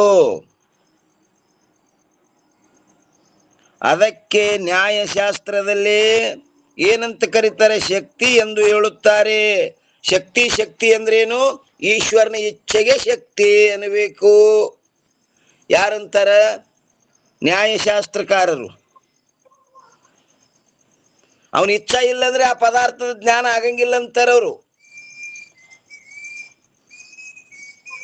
ಇನ್ನು 411ನೇ ಅಂಕದಲ್ಲಿ ಅಥ ಏನ್ರಿ? ಸ್ವರಿತ ಶಕ್ತಿ ಲಕ್ಷಣ. ಪದದಲ್ಲಿ ಅರ್ಥದ ಜ್ಞಾನವನ್ನು ಮಾಡಿಕೊಡುವ ಸಾಮರ್ಥ್ಯವಿರುತ್ತದೆ. ಏನಂತಾರೆ? ಪದದಲ್ಲಿ ಅರ್ಥದ ಜ್ಞಾನವನ್ನು ಮಾಡಿಕೊಡುವ ಸಾಮರ್ಥ್ಯವಿರುತ್ತದೆ. ಶಕ್ತಿ. ಅಲ್ಲಿ ಈಶ್ವರನ ಇಚ್ಛಾ ಯಾಕೆ ಒಪ್ಪಬೇಕು ಅಂತಾರೆ ಇವರು? ಪದ ಅಂದ ಕೂಡಲೇ ಆ ಅರ್ಥ ಜ್ಞಾನ ಆಗ್ಬಿಡ್ತದ. ಈಶ್ವರನ ಇಚ್ಛಾ ಯಾಕೆ ಬೇಕು? ಇಲ್ಲಿ ಅರ್ಧಶಂಕರ ಛಂದ. ಸಾಮರ್ಥ್ಯ ಪದಕ್ಕೆ ಶಕ್ತಿ ಜ್ಞಾನವು ವೇದ ಮತ ಅನುಸಾರ ಸೋ वन्य में जम दाह के हुए शक्ति तो ನಿರ್ಧಾರ. ಅಂದ್ರ ಈ ಅರ್ಥ ಏನ್ ಹೇಳ್ತಾರೆ? 20ನೇ ಚೌಪಾಯ ಇದು ಅರ್ಧಶಂಕರ ಚಂದದ ಅರ್ಥ ಏನ್ ಹೇಳ್ತಾರಪ್ಪ ಅಂತ ಕೇಳಿದ್ರೆ, ಯಾವ ಪ್ರಕಾರ ಅಗ್ನಿಯಲ್ಲಿ ಸುಡುವ ಏನದು ಸಾಮರ್ಥ್ಯ ರೂಪ ಶಕ್ತಿ ಇರುವುದು, ಅದರಂತೆ ಎಲ್ಲಿ ಪದದಲ್ಲಿಯೂ ಅರ್ಥದ ಜ್ಞಾನವನ್ನು ಮಾಡಿಕೊಡುವ ಸಾಮರ್ಥ್ಯ ರೂಪ ಶಕ್ತಿ ಇರುವುದು. ಇದು ವೇದ ಮತ ಅಂದ್ರೆ ವೇದದ ಸಿದ್ಧಾಂತಕ್ಕೆ ಅನುಸಾರವಾಗಿ ಇರುವುದೆಂದು ತಿಳಿದು ನಿಶ್ಚಯವನ್ನು ಮಾಡು. ಈಶ್ವರನ ಶಕ್ತಿ ಹರ್ಕತ್ತಿಲ್ಲ ಅಂತಾರೆ ಇವರು. ಪದ ಅಂದ ಕೂಡ್ಲೆ ಅರ್ಥಜ್ಞಾನ ಆಗ್ಬಿಡ್ತದ. ಮತ್ತಲ್ಲಿ ಈಶ್ವರನ ಇಚ್ಛಾ ಯಾಕೆ ಬೇಕು? ನೋಡ್ರಿ ಏನಂತಾರೆ ಟೀಕಾ. ಘಟ ಎಂಬ ಪದವನ್ನು ಕೇಳಿದವನಿಗೆ ಕಲಶ ರೂಪ ಅರ್ಥದ ಜ್ಞಾನವನ್ನು ಮಾಡಿಕೊಡುವಂಥ ಘಟ ಪದದಲ್ಲಿ ಯಾವ ಸಾಮರ್ಥ್ಯವಿದೆಯೋ ಅದುವೇ ಘಟ ಪದದಲ್ಲಿಯ ಶಕ್ತಿಯಾಗಿರುತ್ತದೆ. ಈಗ ಘಟ ಅಂದ ಕೂಡ್ಲೆ ಕಲಶ ಅಂತ ಅದ್ರ ಜ್ಞಾನ ಆಗಿಬಿಡ್ತದ. ಈಗ ಮೊಬೈಲ್ ಅಂದ ಕೂಡಲೇ ಮೊಬೈಲ್ ಜ್ಞಾನ ಆಗ್ಬಿಡ್ತದಿಲ್ಲ. ಮತ್ತಲ್ಲಿ ಈಶ್ವರನ ಇಚ್ಛಾ ಯಾಕೆ ಬೇಕು ಅಂತಾರೆ ಇವರು. ಘಟ ಎಂಬ ಪದವನ್ನು ಕೇಳಿದವನಿಗೆ ಕಲಶ ರೂಪ ಅರ್ಥದ ಜ್ಞಾನವನ್ನು ಮಾಡಿಕೊಡುವಂಥ ಘಟ ಪದದಲ್ಲಿ ಯಾವ ಸಾಮರ್ಥ್ಯವಿದೆಯೋ, ಘಟ ಪದದಲ್ಲಿ ಆ ಪದದಲ್ಲೇ ಸಾಮರ್ಥ್ಯ ಅದಂತಾರೆ ಇವರು, ಅದುವೇ ಘಟ ಪದದಲ್ಲಿಯ ಶಕ್ತಿಯಾಗಿರುತ್ತದೆ. ಇನ್ನು ಎರಡನೇ ಕಡ ಅದರಂತೆಯೇ ಪಟ ಎಂಬ ಶಬ್ದವನ್ನು ಕೇಳಿದ ಕೂಡಲೇ ವಸ್ತ್ರ ರೂಪ ಅರ್ಥದ ಜ್ಞಾನವನ್ನು ಮಾಡಿಕೊಡುವಂಥ ಪಟಪದದಲ್ಲಿ ಯಾವ ಸಾಮರ್ಥ್ಯವಿದೆಯೋ ಅದುವೇ ಪಟಪದದಲ್ಲಿಯೇ ಶಕ್ತಿಯೇ ವೃತ್ತಿಯಾಗಿರುತ್ತದೆ. ನೈಯಾಯಿಕರಿಗೂ ಇವರಿಗೆ ಏನ್ ಅಂತರ ಆಯ್ತಪ್ಪ ಅಂದ್ರೆ, ಇವರು ಪದದಲ್ಲೇ ಶಕ್ತಿ ಅದ, ಈಶ್ವರನ ಇಚ್ಛಾ ಹರ್ಕತ್ತಿಲ್ಲ ಅಂತಾರೆ ಇವರು. ಅವ್ರ ನೈಯಾಯಿಕರು ಏನಂತಾರ? ಆ ಶಬ್ದ ಉಚ್ಚಾರ ಮಾಡಿದ ಕೂಡಲೇ ಆ ಶಬ್ದ ಆ ಅರ್ಥದ ಅವ್ರಿಗೆ ಜ್ಞಾನ ಆಗ್ಬೇಕು ಅಂತ ಈಶ್ವರನ ಇಚ್ಛಾ ಏನದ, ಆ ಇಚ್ಛೆಗೆ ಶಕ್ತಿ ಅನ್ನಬೇಕು ಅಂತ ಯಾರಂತಾರ? ನೈಯಾಯಿಕರು. ಅದರಂತೆ ಬೆಂಕಿಯಲ್ಲಿ ಸುಡುವ ಶಕ್ತಿ ಇರ್ತೈತಿ, ಅದರಂತೆ ಶಬ್ದ ಪದದಲ್ಲಿ ಅರ್ಥಜ್ಞಾನ ಇರ್ತೈತಿ ಅಂತ ಹೇಳ್ತಾರೆ ಇವರು. ಹೌದೌದ್ರಿ. ಈ ಶಬ್ದದಲ್ಲಿ ಅರ್ಥಜ್ಞಾನ ಇರ್ತೈತಿ ಅಂತ ಹೇಳಿದ್ರ ಬೆಂಕಿ ಅಂತಂತಂದ್ರ ಬೆಂಕಿ ಸುಡುದು ಗೊತ್ತಿದ್ದವ್ರಿಗೆ ಗೊತ್ತಾಕತಿ. ಅದು ಉಳಿದವ್ರಿಗೆ ಗೊತ್ತಾಗ್ಬೇಕಲ್ರಿ. ಮತ್ತ ಪದ ಅಂದ ಕೂಡ್ಲೆ ಪದದ ಅರ್ಥ ಜ್ಞಾನ ಆಗ್ಬಿಡ್ತದಿಲ್ರಿ. ಘಟ ಅಂದ ಕೂಡ್ಲೆ ಕಳಶ ಅಂತ ಜ್ಞಾನ ಆಗ್ತದಿಲ್ರಿ. ಅಲ್ಲ ಘಟ ಅಂತ ಅವನಿಗೆ ಗೊತ್ತಿದ್ರ ಮಾತ್ರ ಆಗುತ್ತ್ರಿ. ಗೊತ್ತಿರ್ಲಾರ್ದವ್ರಿಗೆ ಅದು ಈಶ್ವರನ ಇಚ್ಛಾನೇ ಬೇಕಂತೀರಿ. ಈಗ ಅವ ಹಂಗ ಹೇಳಾಕತ್ತೇನ್ರಿ ನ್ಯಾಯಕ್ಕೆ. ಹಾ, ನಯಕ್ ಹಂಗ ಅಂತನ್ರಿ ಅವ.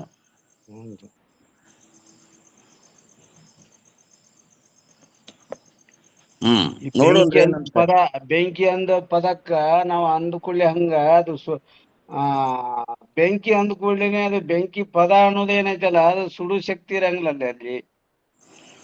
ಇಲ್ಲ, ಅದು ಬೆಂಕಿ ಅಂದ ಕೂಡ್ಲೆ ಅದು ಅದು ಏನದ್ರಿ, ಅದು ಬೆಂಕಿ, ಅದು ಧಾಕ ಅನ್ನೋದು ಗೊತ್ತಾಗ್ಬಿಡ್ತದ್ರಿ. ಅದೇ ಲಕ್ಷಣಾವೃತ್ತಿಯಿಂದ ಗೊತ್ತಾಗ್ತದೆ ಅದು. ಇಲ್ಲ, ಅದರಲ್ಲಿ ಆ ಪದದಲ್ಲಿ ಏನದ್ರಿ ಸಾಮರ್ಥ್ಯ ರೂಪ ಶಕ್ತಿ ಅದ್ರಿ ಪೂರ.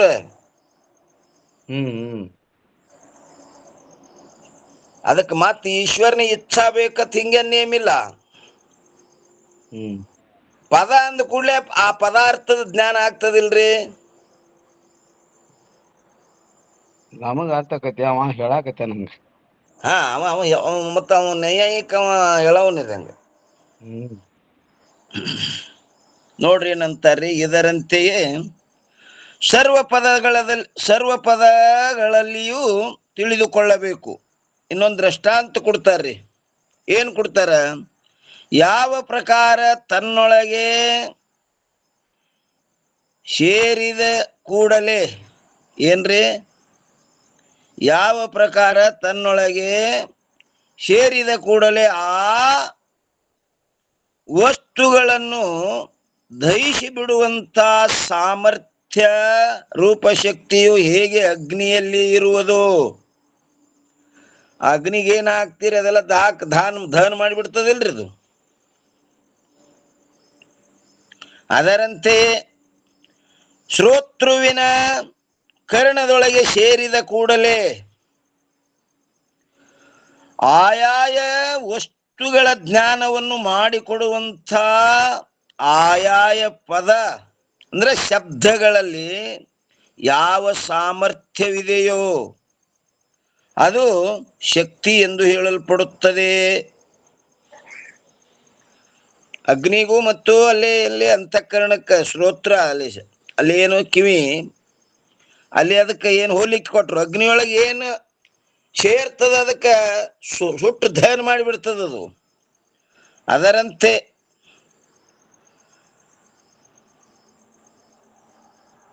ಶ್ರೋತೃವಿನ ಕರ್ಣದೊಳಗೆ ಸೇರಿದ ಕೂಡಲೇ ಅದು ಶ್ರೋತೃವಿಗೆ ಸಂಬಂಧ ಆಯ್ತು ಅಂದ್ರೆ ಆಯಾಯ ವಸ್ತುಗಳ ಜ್ಞಾನವನ್ನು ಮಾಡಿಕೊಡುವಂಥ ಆಯಾಯ ಪದ ಅಂದ್ರೆ ಶಬ್ದಗಳಲ್ಲಿ ಯಾವ ಸಾಮರ್ಥ್ಯವಿದೆಯೋ ಅದು ಶಕ್ತಿ ಎಂದು ಹೇಳಲ್ಪಡುತ್ತದೆ. ಆ ಪದದಲ್ಲಿ ಏನದ?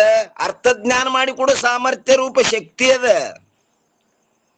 ಮತ್ತದಕ್ಕ ಈಶ್ವರನ ಇಚ್ಛೆ ಹಾಕಬೇಕು ಅಂತಾರೆ ಇವರು.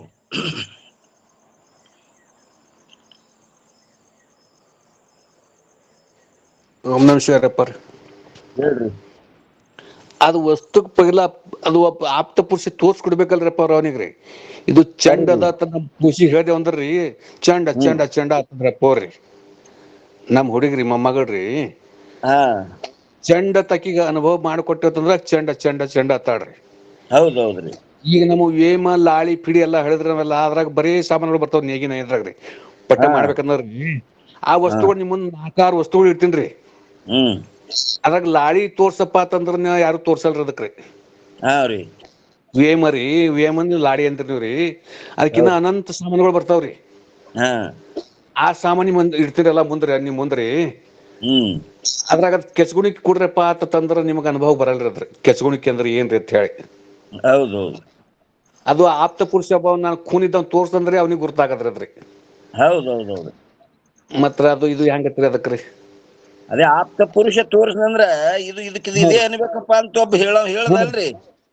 ಅವ್ ಹೇಳದಂದ್ರ ಅವಾಗ ಅನುಭವ ಬರ್ತದ ಅವನಿಗ್ರಿ. ಅನುಭವಕ್ಕೆ ಬರ್ತದಂದ್ರು ಅಲ್ಲಿ ಆ ಶಬ್ದ ಉಚ್ಚಾರ ಮಾಡ್ತಾನೋ ಮಾಡಂಗಿಲ್ರಿ ಅವ. ಮಾಡ್ತಾನ್ರಿ. ಶಬ್ದ ಉಚ್ಚಾರ ಮಾಡಿ ಹೇಳ್ತಾನವ.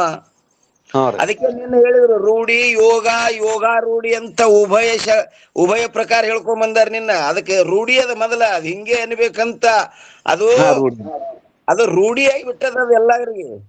ಅದ ಆಪ್ತ ಪುರುಷ ತೋರ್ಸ್ಕೊಡ್ಬೇಕು ನಮ್ಗೆ. ಮೊದಲು ತೋರಿಸ್ಕೊಡ್ಬೇಕು ಅದನ್ನ. ಯೋಗ ರೂಢಿ ಯೋಗಾರೂಢಿ ಅಂತ ನಿನ್ನಿನ ದಿವಸ ಅಲ್ಲಿ ಶಕ್ಯಾರ್ಥ ಬಗ್ಗೆ ಹೇಳ್ಕೊಂಡ್ ಬಂದಾರ ನೋಡ್ರಿ. ಹೌದ್ರಪ್ಪ ಅದು ರೂಢಿನೇ ಅದದು. ಇದಕ್ಕಿದೆ ಅನ್ಬೇಕು ಅಂತ ರೂಢಿ ಅದ. ಹೌದ್ರಿ.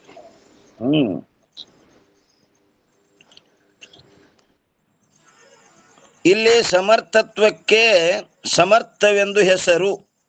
ಯಾವುದಕ್ಕೆ ಸಮರ್ಥವೆಂತಲೂ ಬಲವೆಂತಲೂ ಹಾಗೂ ಜೋರವೆಂತಲೂ ಹೇಳುತ್ತಾರೆಯೋ ಅದು ಸಾಮರ್ಥ್ಯವೆಂದು ಹೇಳಿಸಿಕೊಳ್ಳುತ್ತದೆ. ನೋಡ್ರಿ, ಸಾಮರ್ಥ್ಯಕ್ಕೆ ಏನಂದ್ರಿ ಇಲ್ಲಿ ಎಷ್ಟೆಷ್ಟು ಹೆಸರು ಕೊಟ್ರು. ಸಮರ್ಥತ್ವಕ್ಕೆ ಸಾಮರ್ಥ್ಯವೆಂದು ಹೆಸರು. ಯಾವುದಕ್ಕೆ ಸಮರ್ಥವೆಂತಲೂ ಮತ್ತು ಬಲವೆಂತಲೂ ಹಾಗೂ ಜೋರವೆಂತಲೂ ಹೇಳುತ್ತಾರೆಯೋ ಅದು ಸಾಮರ್ಥ್ಯವೆಂದು ಹೇಳಿಸಿಕೊಳ್ಳುತ್ತದೆ. ಯಾವ ಪ್ರಕಾರ ಅಗ್ನಿಯಲ್ಲಿ ಸುಡುವ ಶಕ್ತಿ ಇರುವುದು. ಅಗ್ನಿಯಲ್ಲಿ ಅಂತ ಶಕ್ತಿ ಅದ್ರಿ, ಒಂದು ಸುಡು ಶಕ್ತಿ ಅದ. ಅದರಂತೆ ಜಲದಲ್ಲಿ ಏನ್ ಮಾಡ್ತಾರ, ವಧ್ಯ ಮಾಡುವ. ವಧ್ಯ ಅಂದ್ರೆ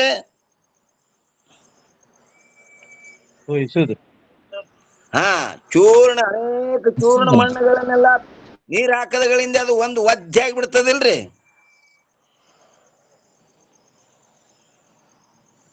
ಕೆಸರಿನ ಮುದ್ದೆ ಆಗ್ತದಿಲ್ರಿ ಅದು ಹಾಕದಲ್ರಿ. ಅದಕ್ಕೆ ಹೇಳ್ಯಾರ ನೋಡ್ರಿ, ಜಲದಲ್ಲಿ ವಧ್ಯ ಮಾಡುವ ಅಂದ್ರ ತ್ರಷೆಯನ್ನು ದೂರ ಮಾಡುವ ಹಾಗೂ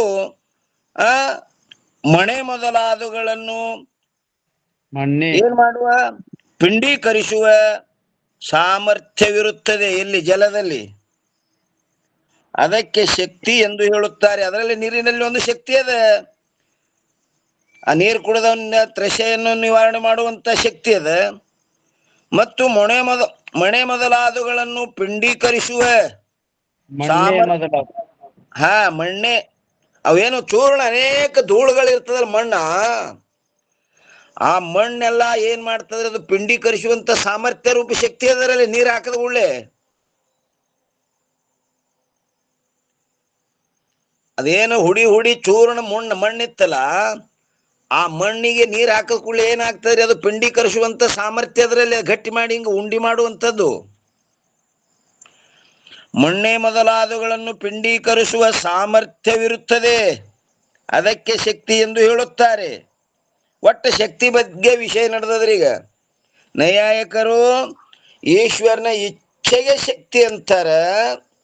ಇವ್ರೇನಂತಾರ, ಪದದಲ್ಲಿ ತನ್ನ ಅರ್ಥ ಮಾಡುವ ಕೊಡುವ ಸಾಮರ್ಥ್ಯಕ್ಕೆ ಶಕ್ತಿ ಅಂತ ಇವ್ರಂತಾರ.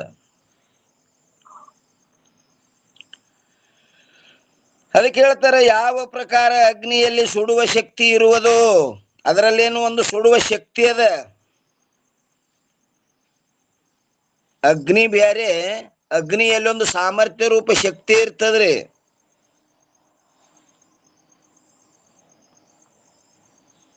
ಅದರಂತೆ ಜಲದಲ್ಲಿ ವಧ್ಯ ಮಾಡುವ ಅಂದ್ರೆ ತ್ರಷೆಯನ್ನು ದೂರ ಮಾಡುವ ಹಾಗೂ ಮೊಣ್ಣೆ ಮೊದಲಾದವುಗಳನ್ನು ಪಿಂಡೀಕರಿಸುವ ಸಾಮರ್ಥ್ಯವಿರುತ್ತದೆ.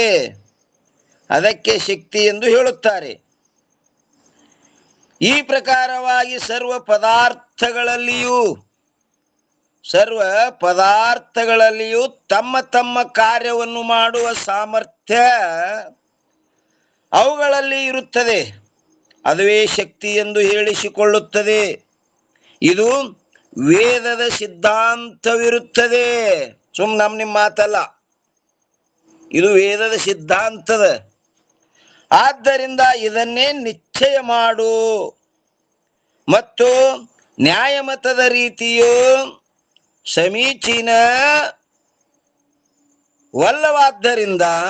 ತ್ಯಾಗ ಮಾಡಲಿಕ್ಕೆ ಯೋಗ್ಯವಿರುತ್ತದೆ. ಏನು ಈಶ್ವರನ ಇಚ್ಛೆಗೆ ಶಕ್ತಿ ಅಂತೀಯಲ್ಲ, ಅದು ಸರಿ ಇಲ್ಲ.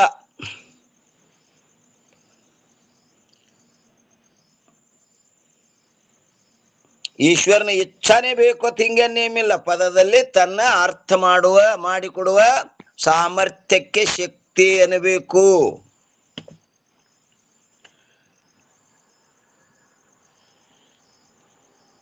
ಸರಿ ಅನಿಸ್ತದ ಇಲ್ರಿ ಇದು?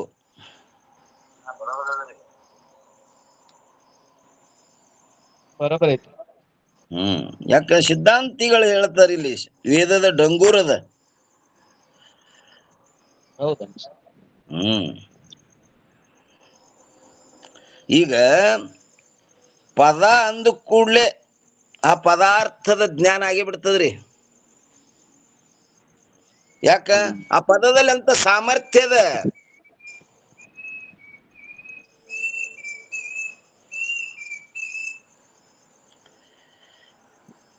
ಯೋಗ್ಯವಿರುತ್ತದೆ. ಇನ್ನು 412ನೇ ಅಂಕದಲ್ಲಿ ಪ್ರಶ್ನೆ ಏನದ? ವರ್ಣ ಸಮುದಾಯಕ್ಕಿಂತಲೂ ಬೇರೆಯಾದ ವರ್ಣ ಅಂದ್ರೆ ಏನ್ ಅದಕ್ಕಂತಾರ್ರಿ?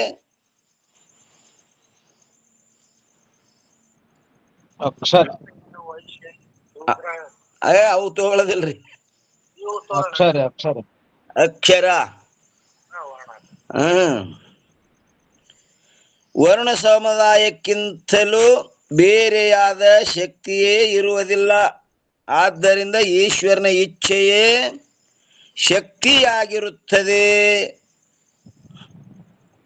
ಏನಂದ್ರೆ ವರ್ಣ ಸಮುದಾಯಕ್ಕಿಂತಲೂ ಬೇರೆಯಾದ ಶಕ್ತಿಯೇ ಇರುವುದಿಲ್ಲ. ಆದ್ದರಿಂದ ಈಶ್ವರನ ಇಚ್ಛೆಯೇ ಶಕ್ತಿಯಾಗಿರುತ್ತದೆ ಅಂತಂದ್ರು. ಶಿಷ್ಯವಾಚ ಶಂಕರ ಛಂದದೊಳಗೆ ಏನ್ ಹೇಳ್ತಾರೆ? ನನು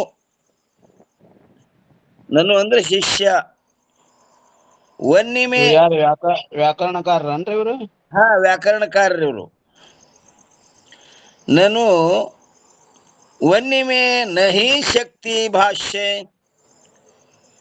वन्य भिन्न कछु और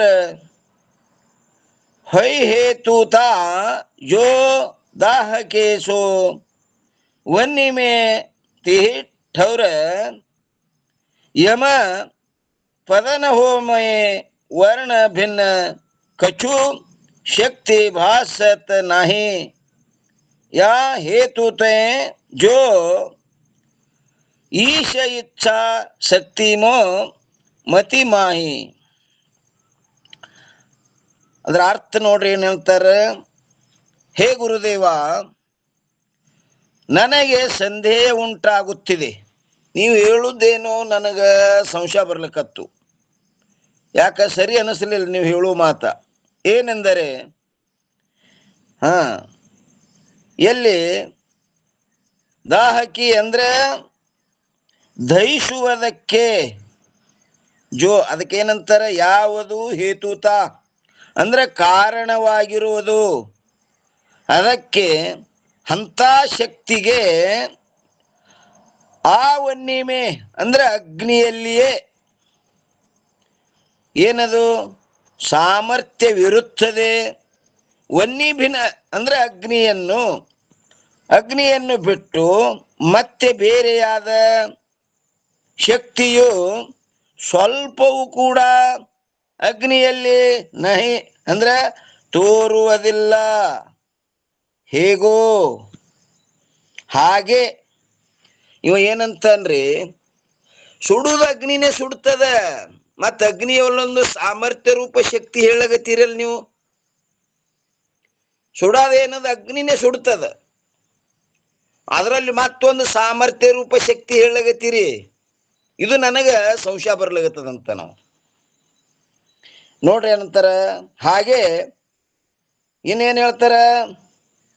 ಪದಗಳಲ್ಲಿಯೂ ಏನದು ಅಕ್ಷರಗಳನ್ನು ಬಿಟ್ಟರೆ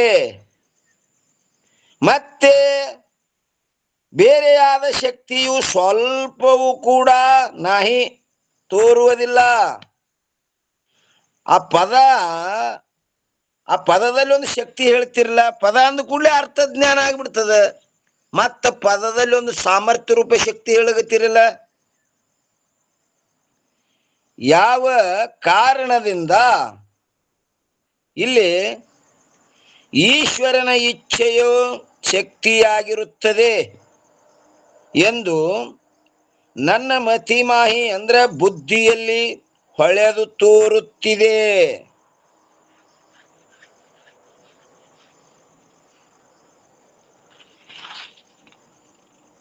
ಟೀಕಾ ನೋಡ್ರಿ ಏನಂತಾರೆ ಇಲ್ಲಿ, ನನು ಶಬ್ದವು ಸಂದೇಹವು ವಾಚಕವಿರುತ್ತದೆ. ನನು ಅಂದ್ರೆ ಏನಪ್ಪಾ? ಸಂದೇಹ, ಸಂಶಯ. ಇಲ್ಲೊಂದು ಟಿಪ್ಪಣಿ ಕೊಟ್ಟಾರ ನೋಡ್ರಿ, 441. ಈ ನನು ಎಂಬ ಯಾವ ಶಬ್ದವಿರುತ್ತದೆಯೋ ಅದು ಸಂದೇಹದ ವಾಚಕವಿರುತ್ತದೆ. ಅಂದರೆ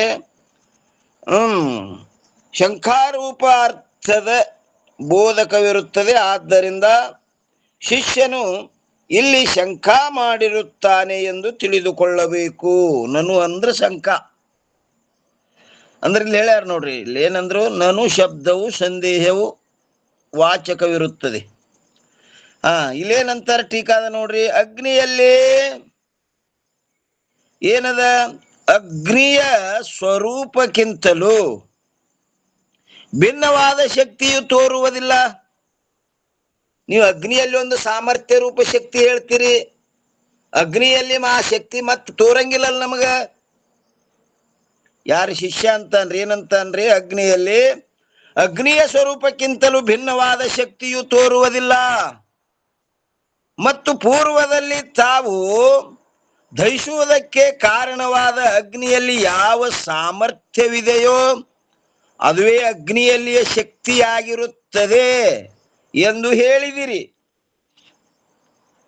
ಆದರೆ ಅದು ಸಂಭವಿಸುವುದಿಲ್ಲ ಅಂತನ್ರಿ ಅವನು ಶಂಕಾಕಾರ.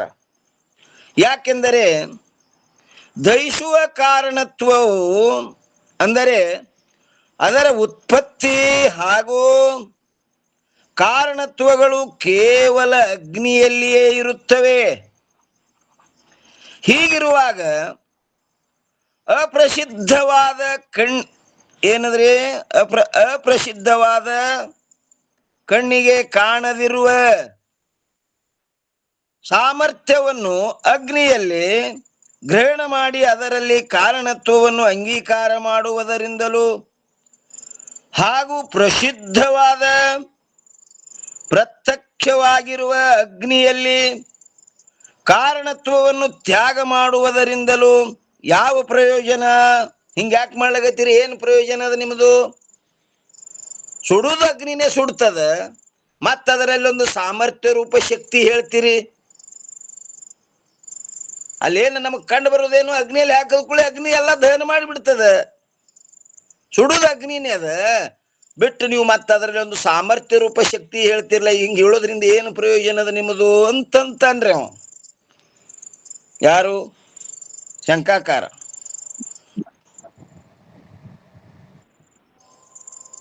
ಅಗ್ನಿ ಅಂದ ಕೂಡಲೇ ಅಗ್ನಿನೇ ಸುಡ್ತದ. ನೀವು ಮತ್ತೆ ಅದರಲ್ಲಿ ಒಂದು ಸಾಮರ್ಥ್ಯ ರೂಪ ಶಕ್ತಿ ಹೆಚ್ಚಿಗೆ ಬಳಕೆ ಮಾಡ್ಲಾಗತ್ತೀರಲ್ಲ ಪದಗಳು. ಹಿಂಗೆ ಹೇಳೋದ್ರಿಂದ ನಿಮಗೆ ಪ್ರಯೋಜನ ಏನದ್ರಿ ಅಂತ ನಾವು ಅದಕ್ಕೆ ಯಾವ ಪ್ರಕಾರ ದೃಷ್ಟಾಂತದಲ್ಲಿ ಅಗ್ನಿಗಿಂತಲೂ ಭಿನ್ನವಾದ ಶಕ್ತಿಯು ಸಂಭವಿಸುವುದಿಲ್ಲವೋ ಅದರಂತೆಯೇ ಪದಗಳಲ್ಲಿಯೂ ಕೂಡ ವರ್ಣಗಳ ಸಮುದಾಯವಾದ ಯಾವ ಪದಗಳ ಸ್ವರೂಪವಿರುವುದೋ ಅದಕ್ಕಿಂತಲೂ ಭಿನ್ನವಾದ ಶಕ್ತಿಯು ತೋರುವುದಿಲ್ಲ. ನೀವು ಪದದಲ್ಲಿ ಒಂದು ಅರ್ಥ ಜ್ಞಾನ ಮಾಡಿಕೊಡುವ ಸಾಮರ್ಥ್ಯ ರೂಪ ಶಕ್ತಿ ಹೇಳ್ತಿರಲ್ಲ, ಅದು ತೋರಂಗಿಲ್ಲ ನಮಗ. ಹ್ಯಾಂಗಿಲ್ಲಿ ಅಗ್ನಿಯಲ್ಲಿ ಅದರಲ್ಲಿ ಒಂದು ಸಾಮರ್ಥ್ಯ ರೂಪ ಶಕ್ತಿ ಹ್ಯಾಂಗ ತೋರಂಗಿಲ್ಲೋ ಹಂಗ ವರ್ಣಗಳಲ್ಲಿ ಪದಗಳಲ್ಲಿ ಮತ್ತೊಂದು ಶಕ್ತಿ ಒಂದು ಹೇಳ್ತಿರಲ್ಲ. ಮತ್ತು ಅದರ ಪ್ರಯೋಜನವೂ ಕೂಡ ಇರುವುದಿಲ್ಲ. ಈ ಯಾವ ಕಾರಣದಿಂದ ನ್ಯಾಯಶಾಸ್ತ್ರದ ರೀತಿಯಂತೆ ಈಶ್ವರನ ಇಚ್ಛಾರೂಪವಾದ ಯಾವ ಶಕ್ತಿ ಇರುವುದೋ ಅದುವೇ ನನ್ನ ಬುದ್ಧಿಯಲ್ಲಿ ಹೊಳೆದು ತೋರುತ್ತಿದೆ. ಅವ್ರ ನ್ಯಾಯಿಕರು ಅನ್ನೋದು ಬರೋಬರಿ ಅದಂತಂದ್ರೆ ಆ ಪದ ಅಂದ ಕೂಡಲೇ ಆ ಪದಾರ್ಥದ ಅವ್ರಿಗೆ ಜ್ಞಾನ ಆಗಲಿ ಅಂತ ಈಶ್ವರನ ಇಚ್ಛಾ ಏನದ, ಆ ಇಚ್ಛಾ ಇದ್ರೆ ಅದು ಅವ್ರ ಜ್ಞಾನ ಆಗ್ತದ. ಅವ್ರ ನೈಯಾಯಿಕರನ್ನು ಸರಿ ಅದ ಅಂತ ಅನ್ರಿ ಯಾರು ಶಂಕಾಕಾರ. ಇನ್ನ ಗತ ಪ್ರಶ್ನೆಗೆ ಉತ್ತರ. ಪ್ರಶ್ನೆ ಅಂದ್ರೆ ಏನ್ರಿಪ್ಪ?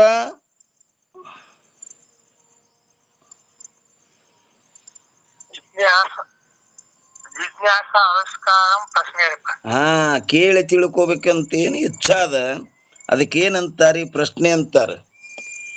ತಿಳಿದಿತ್ತು ಕೇಳ್ತಿದ್ನಂದ್ರೆ ಅದು ಪ್ರಶ್ನೆ ಅಲ್ಲ, ಅದಕ್ಕೆ ವಿವಾದ ಅಂತ ಕರೀತಾರೆ. ಅದಕ್ಕೆ ಗತ ಅಂದ್ರೆ ಮೇಲೆ ಹೇಳಿದ ಪ್ರಶ್ನೆಗೆ ಉತ್ತರ ಕೊಡ್ತಾರೆ. ಇನ್ನ 413ರಿಂದ 427 ಅಂಕ ಪರ್ಯಂತರ ಉತ್ತರ ಹೇಳೋರದಾರ.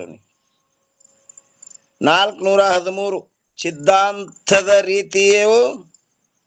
ಸಿದ್ಧಾಂತ ರೀತಿಯ ಪ್ರಕಾರ ಅಗ್ನಿ ಮೊದಲಾದವುಗಳಲ್ಲಿ ದಹನ ಮೊದಲಾದ ಕಾರ್ಯಗಳ ಸಾಮರ್ಥ್ಯ ರೂಪ ಶಕ್ತಿಯನ್ನು ಕುರಿತು ಪ್ರತಿಪಾದನೆ ಮಾಡುತ್ತಾರೆ. ಇನ್ನೇನ್ ಹೇಳ್ತಾರ್ರಿ? ಅದರಲ್ಲಿ ಒಂದು ಸಾಮರ್ಥ್ಯ ರೂಪ ಶಕ್ತಿ ಅದ. ನಿನಗೆ ಈಶ್ವರನ ಇಚ್ಛರೆ ಕಂಡು ಬರ್ಲಾಗತ್ತದ, ಈ ಶಕ್ತಿ ನಿನಗೆ ಕಂಡು ಬರಲ್ದಲ್ಲ, ಇನ್ನು ಹೇಳ್ತೇವ್ ಕೇಳು ಅಂತ ಹೇಳ್ತಾರೆ. ಇಲ್ಲಿ ಗುರುರ್ವಾಚ್ ಶಂಕರ ಚಂದ ಏನ್ ಹೇಳ್ತಾರ್ರಿ? ಇಲ್ಲಿ ಪ್ರತಿಬಂಧ ಹೋತೆ अग्निते नहीं दाह उपजे अंग उत्तेजकरो जब धरे तब फिरी दही वन्य स्वसंग होए वन्य में जो हेतु था तो दाह तो है शब काल जो नशे उपजे वन्य होते हेतु शक्ति सो बाल. ಅರ್ಥ ಏನ್ ಹೇಳ್ತಾರ? ಅಂಗ ಹೇ ಪ್ರಿಯ ಶಿಷ್ಯನೇ, ಪ್ರತಿಬಂಧ ಹೋತೆ ಅಂದ್ರೆ ಪ್ರತಿಬಂಧಕ ಅಂದ್ರೆ ನಿರೋಧಕ ವಸ್ತುವನ್ನು ಇಡುವುದರಿಂದ ಅಗ್ನಿಯಿಂದ ಧನ ಶಕ್ತಿಯು ನಹಿ ಉತ್ಪತ್ತಿಯಾಗುವುದಿಲ್ಲ. ಅಗ್ನಿ ಏನು ಅದ, ಆ ಅಗ್ನಿಯೊಳಗ ಪ್ರತಿಬಂಧಕ ವಸ್ತು ಇಟ್ಟುಗಳಿಂದ ಅಗ್ನಿ ಏನೋ ಕಾಣಿಸ್ತದ, ಕರೆ ಆ ಶಕ್ತಿ ಸಾಮರ್ಥ್ಯ ಇರಂಗಿಲ್ಲ. ಅಲ್ಲಿ ಲಿಗಿಲಿ ಬೆಂಕಿ ಏನೋ ಕಾಣಿಸ್ತದ, ಕರೆ ಆ ಪ್ರತಿಬಂಧಕ ವಸ್ತುಗಳು ಇಟ್ಟು ಕೂಡಲೇ ಅಗ್ನಿಯೊಳಗಿನ ಸಾಮರ್ಥ್ಯ ಹೋಗ್ತದ. ಅದು ಹೋಗಬಾರ್ದಿಂದ ಅಗ್ನಿನೇ ಸುಡ್ತಿತ್ತಂದ್ರೆ ಆ ಪ್ರತಿಬಂಧಕ ವಸ್ತುಗಳಿಟ್ಟಾಗ ಅಗ್ನಿ ಯಾವಾಗನು ಸುಡ್ಬೇಕಪ್ಪ. ಅಗ್ನಿನೇ ಸುಡ್ತಿತ್ತು ಅಂದ್ರೆ ನೀ ಏನತಿ ಸುಡುದ ಅಗ್ನಿ, ಅದರ ಸಾಮರ್ಥ್ಯ ರೂಪ ಶಕ್ತಿ ಎಲ್ಲದಂತಿಯಲ್ಲ. ನಾವು ಅಗ್ನಿ ಒಳಗೆ ಒಂದು ಪ್ರತಿಬಂಧಕ ವಸ್ತು ಇಟ್ಟೆವು, ಅಗ್ನಿ ಏನೋ ಲಿಗಿ ಕಾಣಿಸ್ತದ, ಆದ್ರೆ ಸುಡು ಸಾಮರ್ಥ್ಯ ಕಳ್ಕೊಂಡಿರ್ತದದು. ಅದು ಹೋಗಬಾರ್ದಿಂದದು. ಅರ್ಥ ಆಗ್ತದಿಲ್ರಿ?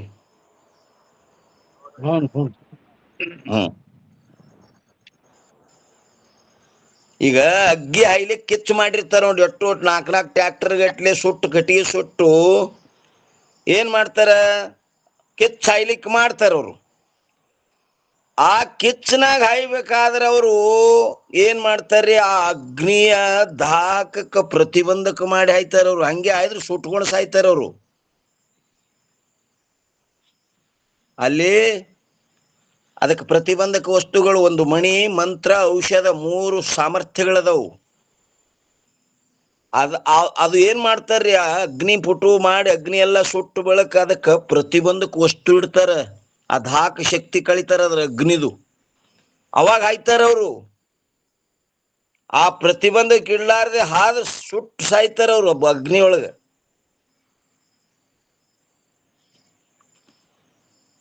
ಯಾಕಂದ್ರ ಅದರಲ್ಲೊಂದು ಸಾಮರ್ಥ್ಯ ರೂಪ ಶಕ್ತಿ ಅದ. ಈಗ ನಿಮಗ ಅನುಭವಕ್ಕೆ ಬರುವಂಗ ಕಾಲಿಗೇನೋ ಮೋಟ್ರ್ ಗಾಲಿ ಹಾಯ್ದು ಕಾಲ ಮುರಿದದ, ದವಾಖಾನಿಗೆ ಹೋಗ್ತೀರಿ. ಅಲ್ಲಿ ಅವ್ರು ಏನ್ ಮಾಡ್ತಾರ, ಈ ಪೂರಾ ಕಟ್ ಮಾಡಿ ಚಂದ ಕುಂಡ್ರಸನ್ ಅಂತ ಹೇಳಿ ಏನ್ ಮಾಡ್ತಾರ್ರಿ ಅವರು, ನಿಮ್ಮ ಹುಜುರಿಗೆ ಕಾಲ್ ಕಡಿತಾರ. ನೋವು ಆತದೇನ್ರಿ?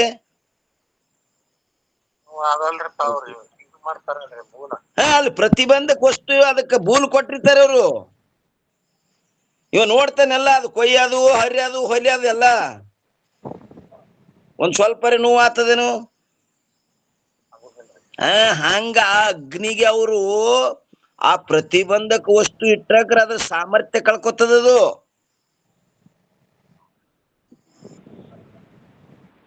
ಅದಕ್ಕೆ ಹೇಳ್ತಾರ್ರಿ ಇವ್ರಲ್ಲಿ ಏನು, ಅಗ್ನಿಯಿಂದ ಧನ ಶಕ್ತಿಯು ಏನು ಉತ್ಪತ್ತಿ ಆಗುವುದಿಲ್ಲ, ಮತ್ತು ಯಾವಾಗ ಉತ್ತೇಜಕ ಅಂದ್ರ ಪ್ರೋತ್ಸಾಹ ವಸ್ತುವನ್ನು ಇಡುವರು, ಆವಾಗ ಅಗ್ನಿಯ ಸಂಘ, ಆ ಸ್ವಸಂಘ ಅಂದ್ರ ತನ್ನ ಸಂಘವನ್ನು ಮಾಡಿದ ವಸ್ತುವನ್ನು ಪುನಃ ಏನ್ ಮಾಡ್ತದ, ದಹಿಸಿ ಬಿಡುತ್ತದೆ. ಪ್ರತಿಬಂಧಕ ವಸ್ತು ಇಟ್ಟಾಕ್ರ ಅಗ್ನಿ ಸಾಮರ್ಥ್ಯ ಕಳ್ಕೊತದ, ಉತ್ತೇಜಕ ವಸ್ತು ಇಟ್ಟಾಕ್ರ ಮತ್ತದು ಧನ ಮಾಡಿ ಮತ್ತ ಹಾಕುದೆಲ್ಲ ಸುಟ್ಟು ಬಿಡ್ತದ. ಆ ಶಕ್ತಿ ಹೋಗುದು ಬರುದು ಮಾಡ್ತದ. ಅದಕ್ಕೆ ಅದು ಹೋಗ್ಬಾರ್ದು. ಅಗ್ನಿನ ಸುಡ್ತಿತ್ತು ಅಂದ್ರ ನೀ ಹೇಳ್ದಂಗ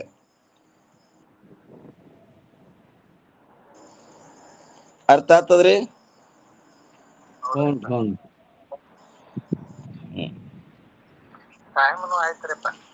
ಟೈಮ್ ಆಯ್ತಂದ್ರ ಇದೆಷ್ಟಪ್ಪ ಅಂದ್ರ 413ನೇ ಅಂಕ. ಮತ್ತ ನಾಳಿನ ದಿವಸ ನಾವು ನೀವು ವಿಚಾರ ಮಾಡೋಣ್ರಿ. ಇಲ್ಲೇ ಪರ್ಯಂತರ ಸದ್ಗುರುಗಳ ಕೃಪಾಶೀರ್ವಾದದಿಂದ ನಡೆದು ಬಂದ ವಿಷಯ. ಈ ವಾಗ್ರೂಪ ಸೇವೆಯನ್ನು ಗುರುಪಾದದಲ್ಲಿ ಅರ್ಪಿಸಿ ಇವತ್ತಿನ ವಿಷಯಕ್ಕೆ ಮಂಗಲ ಹೇಳೋಣ್ರಿ. ಸದ್ಗುರುನಾಥ ಮಹಾರಾಜ್ ಕಿ ಜಯ.